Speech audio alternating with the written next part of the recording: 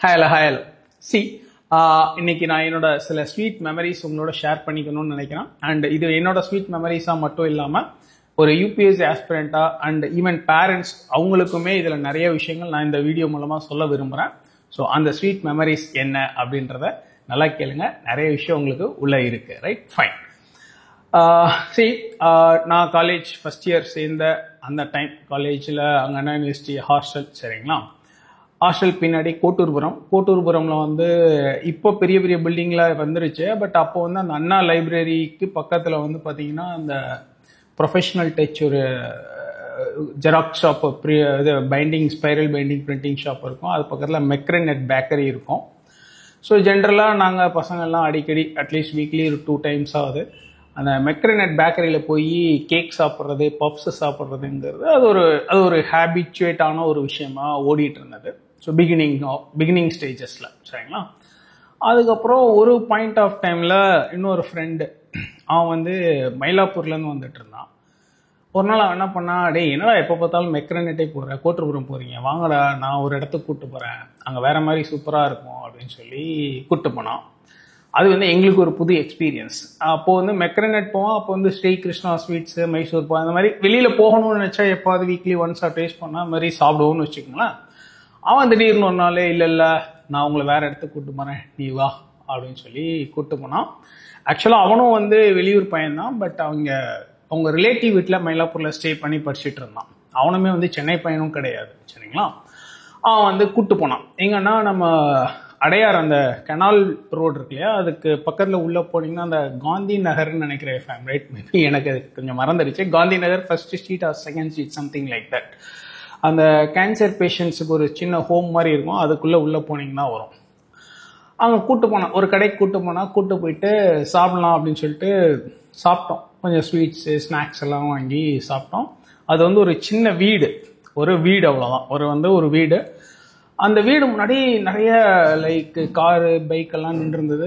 எனக்கு வந்து ஏன்னா நம்ம ஊர்லேருந்து வந்த ஆளுங்க, நமக்கெல்லாம் அது ஒரு புது எக்ஸ்பீரியன்ஸ். நமக்கு வந்து ஒரு ஸ்வீட் கடை, ஸ்நாக் கடைனா எப்படி இருக்குன்னு நம்ம வேறு மாதிரி பார்த்து பழகியிருப்போம். அது நார்மலாக ஒரு வீடாக தான் இருந்தது. அந்த வீட்டு வாசலில் ஒரு சின்ன டேபிள் போட்டுட்டு கவுண்டர்ஸில் வச்சுருந்தாங்க, லைக் ஸ்வீட் ஸ்நாக்ஸ் டப்பா பாக்ஸ் மாதிரி ஏதோ வச்சுருந்தாங்கன்னு நினைக்கிறேன், மறந்துட்டேன். அவர் ஒரு 2-3 காரு, ஒரு 15 பைக் சம்திங் நின்றுச்சுன்னு வச்சுக்கோங்களேன். ஸ்வீட் ஸ்நாக்ஸ்லாம் சாப்பிட்டோம். அப்போ ஆக்சுவலாக அவங்க நேம் போர்டு கூட பெருசாக அங்கே இல்லை ஆக்சுவலாக. அப்புறம் இங்கே ஒரு ஓரமாக இருந்துச்சு. அப்புறம் அவன் காட்டினான், சாப்பிட்டோம். நல்லா இருந்துச்சு, செம்மையாக இருந்துச்சு. ப்ளஸ் எனக்கு வந்து அது கொஞ்சம் ஒரு புது எக்ஸ்பீரியன்ஸாக இருந்தது, புது டேஸ்ட்டாக இருந்தது, ஃப்ரெஷ்ஷாக இருந்தது. அப்போ அவன்கிட்ட கேட்டேன். அவன் என்ன சொன்னான், இல்லைடா இவங்க வந்து பெருசாலாம் மார்க்கெட்டிங்லாம் பண்ண மாட்டாங்க, இவங்க இந்த வீட்டில் வச்சு இவங்க ஃபேமிலி அளவில் இவங்களுக்கு தெரிஞ்சவங்கள வச்சு தான் எல்லாமே பண்ணுறாங்க, செம்ம டேஸ்ட்டாக இருக்கும், ரொம்ப ஹைஜீனிக்காக இருக்கும்டா அப்படின்னு சொல்லி இன்ட்ரோடியூஸ் பண்ணி விட்டான். அதுக்கப்புறம் அப்பப்போ ஒரு 2 weeks ஒன்ஸ் அப்பப்போ அங்கே போய் சாப்பிட்றது அப்படின்ற, நானும் அவனுமே தனியாக போய் சாப்பிட்றதுங்கிறது கொஞ்சம் அப்படியே பழகிட்டோம். அது எந்த கடை அப்படின்னு கேட்டிங்கன்னா கிராண்ட் ஸ்வீட்ஸ் அண்ட் ஸ்நாக்ஸ். அப்படி தான் எனக்கு வந்து அந்த கிராண்ட் ஸ்வீட்ஸ் அண்ட் ஸ்நாக்ஸ் அப்படிங்கிற கடை வந்து எனக்கு அறிமுகமானது, சரிங்களா? அப்போ வந்து ஸ்ரீ கிருஷ்ணா ஸ்வீட்ஸும் பயங்கர பாப்புலர் தான். பட் அவங்க பயங்கரமாக ஆட் பண்ணுவாங்க, நிறையா பண்ணுவாங்க. பட் இந்த கிராண்ட் ஸ்வீட்ஸோட டேஸ்ட்டுங்கிறது அது ஒரு மாதிரி டிஃபரன்ஸ் கிடைச்சது. அஃப்கோர்ஸ் அதுக்கப்புறம் அங்கே இதில் மெக்ரனெட்டுக்கும் போவோம், கோட்டூர்புரமும் போவோம். இப்போ மெக்ரனெட் கடையெல்லாம் இப்போ கூட நான் ரீசெண்டாக அண்ணா யூனிவர்சிட்டி போனப்போ பார்த்தேன், மெக்ரனெட் கடை காணோம், அந்த இருந்த இடத்துல இல்லை, அந்த அண்ணா லைப்ரரி பக்கத்தில் அந்த சைடு. ஸோ அப்படி தான் அந்த கிராண்ட் ஸ்வீட்ஸ் அப்படிங்கிற ஒரு கடை வந்து எனக்கு தெரியும். அண்ட் இப்போ ரீசெண்டாக பார்த்தீங்கன்னா கிராண்ட் ஸ்வீட்ஸ் வந்து சென்னையில் நிறைய இடத்துல எக்ஸ்பேண்ட் ஆகிருக்காங்க. பட் அப்போ வந்து அந்த ஒரு வீடு, அந்த வீட்டில் வச்சு தான் பண்ணி வித்துட்டு இருந்தாங்க. அது எதுக்கு நான் இப்போ இங்கே சொல்கிறேன், அது என்ன விஷயம் அப்படின்னு கேட்டிங்கன்னா, there are 2 things. இந்த லாஸ்ட் ஒரு 1 month நடந்த ஒரு விஷயம், சரிங்களா? ஒரு 1 month முன்னாடி ஒரு ஆஸ்பிரண்ட் வந்தான். அந்த பையன் வந்து நம்மக்கிட்ட ஆப்ஷனல் பேப்பருக்காக கிளாஸ் ஜாயின் பண்ணணுன்னு வந்தான். அப்போ அந்த பையன் சொன்னால், சார் இந்த மாதிரி ஒரு ஐஏஎஸ் ஆஃபீஸர் பேர் சொல்லி அவர் தான் உங்களை பார்க்க சொல்லி அனுப்பிச்சி விட்டாரு அப்படின்னு சொன்னான். ஆக்சுவலாக அவர் யாருன்னா, நம்ம இன்ஸ்டிடியூட்டில் ஒரு 13 வருஷம் முன்னாடி படித்து ஐஏஎஸ் ஆனவர். நானே கொஞ்சம் டெம்பரரியாக ஒரு மெமரியிலேருந்து மறந்துட்டேன். அப்புறம் அவங்க சொன்னாங்க, ஆமாம்ல அப்படின்னு எனக்கே ஞாபகம் வந்ததுன்னு வச்சுக்கோங்களேன். இது மாதிரி அவர் தான் உங்ககிட்ட போக சொன்னார் அப்படின்னு சொல்லி வந்துட்டு அப்புறம் ஆப்ஷனல் மட்டும் ஜாயின் பண்ணான். அதுக்கப்புறம் அவன் சொன்னான், அந்த அந்த குறிப்பிட்ட ஐஏஎஸ் ஆஃபீஸர் அவர் வந்து உங்களை பற்றி நிறையா சொல்லியிருக்காரு. ஆக்சுவலாக பேர் ஏன் அவாய்ட் பண்ணுறேன்னா அது நல்லா இருக்காதுன்றதுனால தான் பேர் அவாய்ட் பண்ணுறேன். அதுக்கப்புறம் இன்னொரு இன்சிடென்ட் என்னன்னு கேட்டிங்கன்னா, இப்போது ஒரு 1 வீக் 10 days முன்னாடி ஒரு ஆஸ்பிரண்ட் வந்திருந்தான். அவன் வந்து ஆக்சுவலாக வேறு ஒரு இன்ஸ்டிடியூட்டில் படிச்சிட்டான், கோர்ஸ் முடிச்சிட்டான். ஆனால் இப்போது டெஸ்ட் பேட்சுக்கும் மென்டார்ஷிப் ப்ரோக்ராமுக்கும் வேணும் அப்படின்னு சொல்லி வந்தான். அப்போ அவன் என்ன சொன்னான்னா, சார் நான் உங்களை 5 வருஷமாக ஃபாலோ பண்ணிகிட்ருக்கேன் யூடியூப்பில், நான் உங்ககிட்ட தான் படிக்கணுன்றது என்னோடய ஆசை. நானும் அம்மாக்கிட்ட பேசி நான் அம்மா அப்பாலாம் இங்கே வந்து சேரணும்னு முடிவே பண்ணிட்டோம்.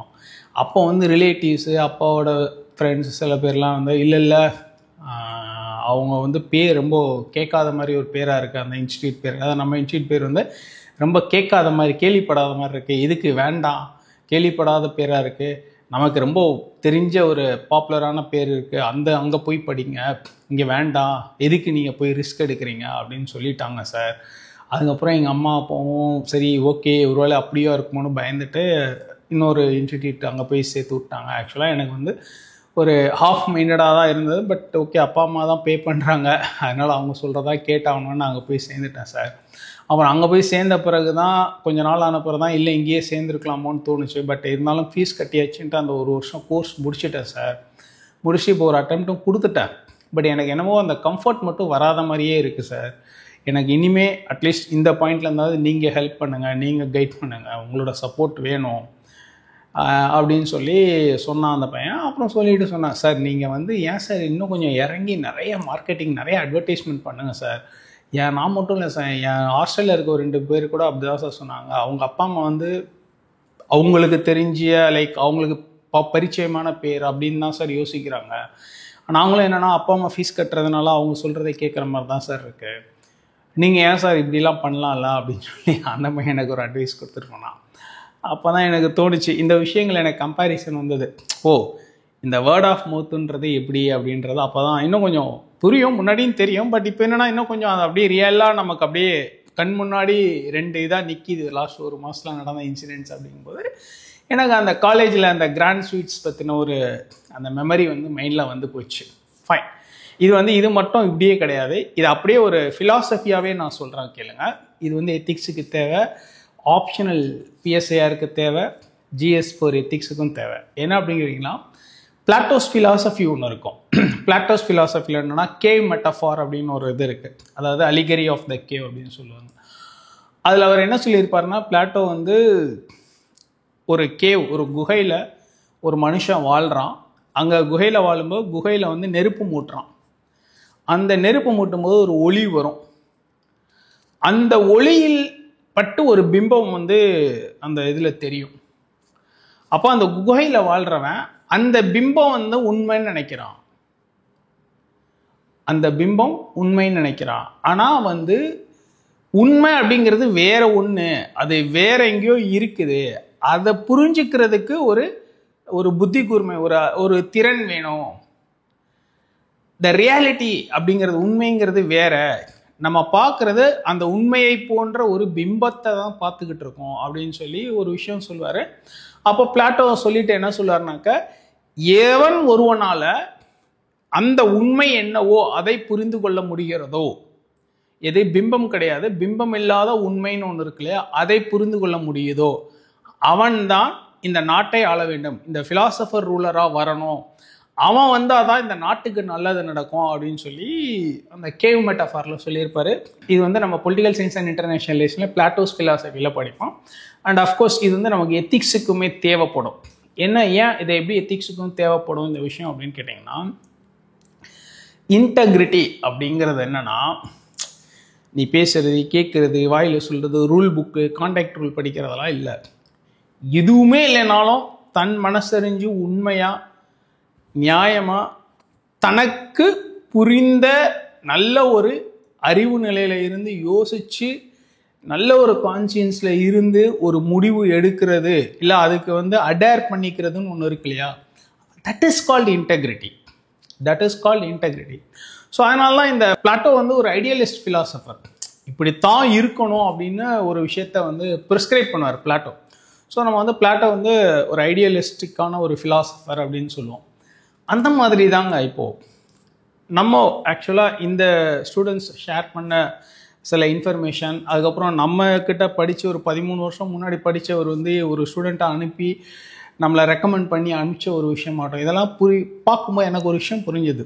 ஸோ நம்ம இன்ஸ்டிடியூட்டில் நம்ம வந்து இன்னைக்கு வரைக்குமே அந்த வேர்ட் ஆஃப் மவுத் அப்படிங்கிற ஒரு விஷயத்தில் தான் வாழ்ந்துக்கிட்டு இருக்கோம்.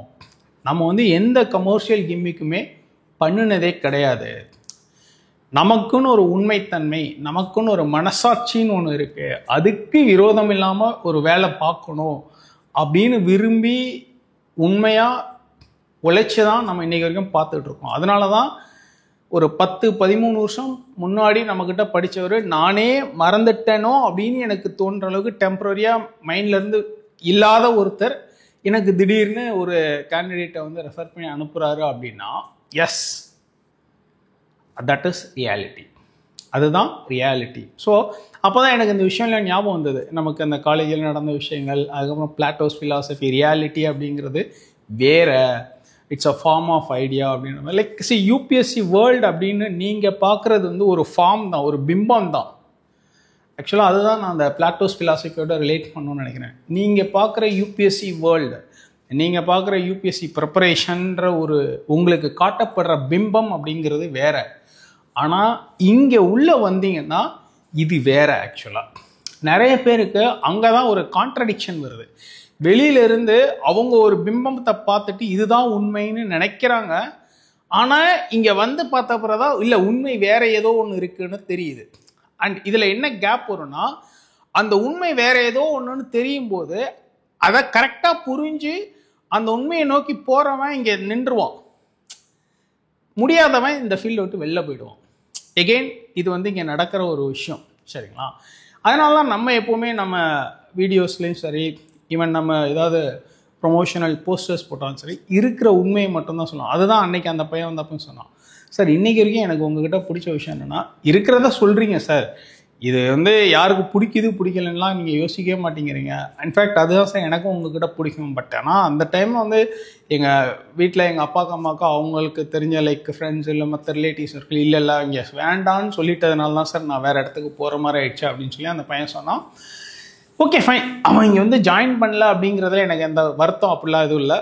பட் த பாயிண்டர்ஸ் 13 வருஷம் முன்னாடி நம்மக்கிட்ட படித்தவர் வந்து இப்போவும் ஒரு ஸ்டூடெண்ட்டை நமக்கு ரெஃபர் பண்ணி அனுப்புகிறார் இல்லையா, அதுதான் வந்து நம்ம கெயின் பண்ண ட்ரஸ்ட்.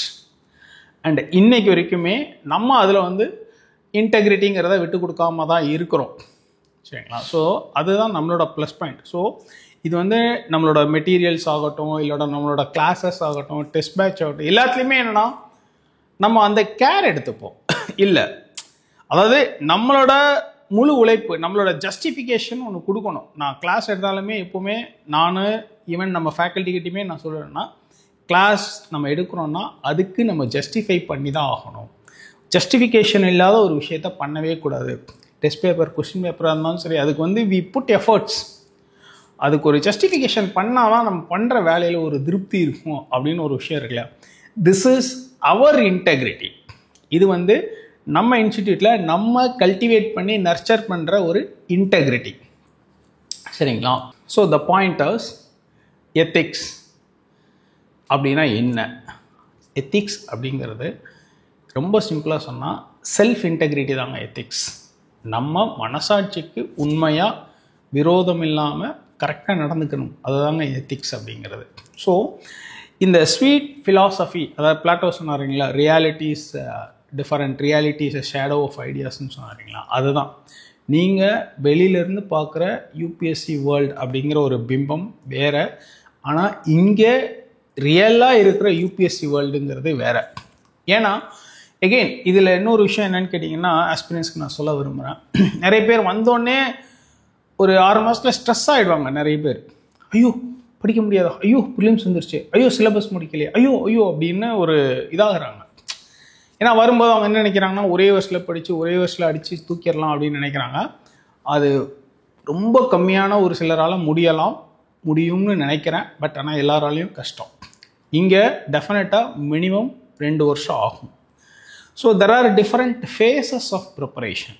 என்னென்னா இந்த ஃபஸ்ட் இயர் ஆஃப் ப்ரிப்பரேஷன் அப்படிங்கிறது ஒரு பேஸ் டெவலப் பண்ணுறது தான் ஃபஸ்ட் இயர் ஆஃப் ப்ரிப்பரேஷன். அதுக்கப்புறம் செகண்ட் இயர் ஆஃப் ப்ரிப்பரேஷன்ற இல்லைன்னா அந்த பேஸை அப்படியே பில்ட் பண்ணணும். You have to build that. அந்த பில்டிங் ப்ராசஸ்ங்கிறது ஒரு சிலருக்கு 1 இயர் ஆகலாம், ஒரு சிலருக்கு 2 இயர்ஸ் ஆகலாம், ஒரு சிலருக்கு 3 இயர்ஸ் ஆகலாம். Anything like any amount of time it may take. But ஆனால் அதுக்கு நம்ம டிஸ்டன்ட் பண்ணி ஆகணும். அதுக்கப்புறம் தான் நமக்கு அந்த சக்ஸஸ், அது ப்ரிலிம்ஸோ மெயின்ஸோ இன்டர்வியூ அந்த சக்ஸஸ்னு ஒரு விஷயம் நடக்குது. ஏன்னா நிறைய பேர் பார்த்துருக்கேன், ஐஐடியில் படித்தவங்க, ஏஎம்ல படித்தவங்கலாம் நம்மக்கிட்ட படிச்சிருக்காங்க. எல்லாருமே like it takes years, 2 attempt 3 attempt 4 attempt ஆகி தான் கிளியர் பண்ணுறாங்க. சரிங்களா? அப்படி இருக்கும்போது நீங்கள் வெளியில் பார்க்குற உலகம் பிம்பம், அதாவது யூபிஎஸ்சியை பற்றின பிம்பம், யூபிஎஸ்சி வேர்ல்டை பற்றின பிம்பம்ன்றது டோட்டலாக வேறு. ஏன்னா ஒரு மோட்டிவேஷ்னல் ஸ்பீச் கொடுக்க வர்றவங்களாகட்டும், இல்லை வந்து இந்த ஊராக போய் கேம்பெயின் பண்ணுறவங்கன்னா அவங்களுக்கு வந்து பயங்கரமான ஒரு பாசிட்டிவாக பயங்கரமான ஒரு இது கொடுப்பாங்க. வாங்க 1 வருஷம் படிச்சிங்கன்னா ஆயிடலாம், இங்கே வாங்க உங்களை நாங்கள் எப்போவுமே நம்ம வந்து அதில் இல்லை எப்போவுமே இதில் உண்மைத்தன்மைன்னு ஒன்று இருக்குது. என்னென்னா இந்த யூபிஎஸ்சி வேர்ல்டுங்கிறது ரியாலிட்டியே வேறு. சில வருடங்கள் ஆகலாம், அது 2 வருடம் ஆகலாம், 3 வருடம் ஆகலாம், 5 வருடமாக கூட ஆகலாம். இதுதான் உண்மை. ஆனால் you will have to wait, you will have to build. நீங்கள் அதை பில்ட் பண்ணணும்.